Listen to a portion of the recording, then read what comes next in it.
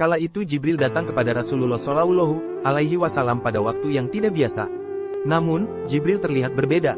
Raut wajahnya tidak biasa. Maka, Rasulullah bertanya, "Mengapa aku melihat engkau berubah wajah?"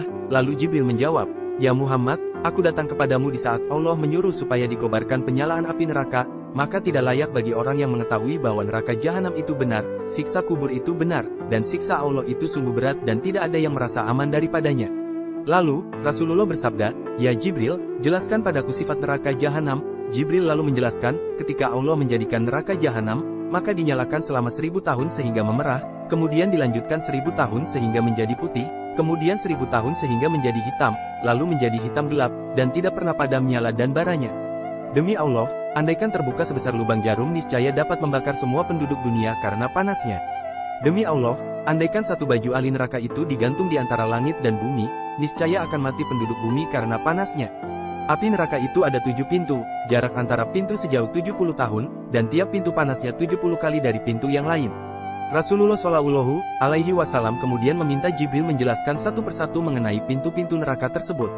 Pintu pertama dinamakan Hawiyah yang artinya jurang, yang diperuntukkan bagi kaum munafik dan kafir. Pintu kedua dinamakan Jahim, yang diperuntukkan bagi kaum musyrikin. Pintu ketiga dinamakan Sakor, yang diperuntukkan bagi kaum sobihin atau penyembah api. Pintu keempat dinamakan Latha, diperuntukkan bagi iblis dan para pengikutnya. Pintu kelima dinamakan Hutomah yang artinya menghancurkan hingga berkeping-keping, diperuntukkan bagi kaum Yahudi. Pintu keenam dinamakan Sair yang artinya api yang menyala-nyala, diperuntukkan bagi kaum kafir. Rasulullah bertanya, "Lalu, bagaimana dengan pintu ketujuh?" Sejenak Jibril seperti ragu untuk menyampaikan siapa yang menghuni pintu ketujuh. Tetapi Rasulullah mendesaknya, sehingga Jibril akhirnya mengatakan, "Pintu ketujuh diperuntukkan bagi umatmu yang berdosa besar dan meninggal sebelum mereka mengucapkan kata tobat."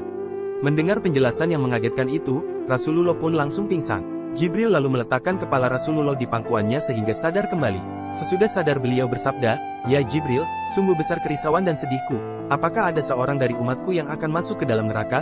Jibril menjawab, "Ya, yaitu orang yang berdosa besar dari umatmu." Nabi Muhammad lalu menangis. Jibril pun ikut menangis. Kemudian Nabi langsung masuk ke dalam rumahnya dan tidak keluar kecuali untuk sholat. Setelah kejadian itu, beliau tidak berbicara dengan siapapun selama beberapa hari. Ketika sholat pun beliau menangis dengan tangisan yang sangat memilukan.